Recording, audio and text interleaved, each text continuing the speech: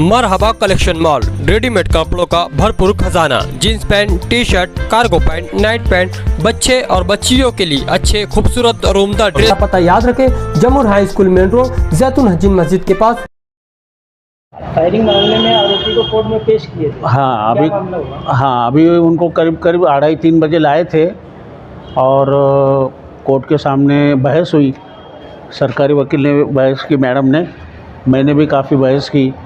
उसके अंदर महत्व के उनको पॉइंट जो थे तो उनके ऐसे थे कि भाई वो जिनको लगा है वो बीमार है, मतलब वो बीमार है तो उसका और ये आरोपी का पीसी में रखने का कोई सवाल नहीं आता।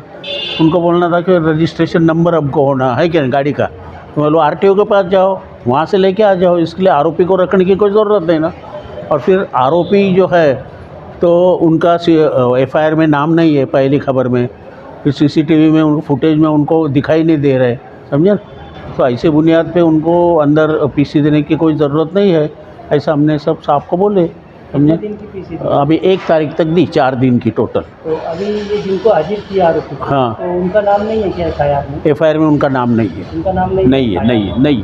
फिर भी उसके बाद 4 दिन की पीसी दी। 4 दिन की दी है। फर्दर इन्वेस्टिगेशन अभी क्या है, थोड़ा सा गुना संगीन है ना, 307 है ना, अटेम्प्ट टू कमिट मर्डर है क्या नहीं। तो पहले रिमांड में तो थोड़ा कोर्ट जरा ये करती है, कंसिडर करती है बात को। ओके।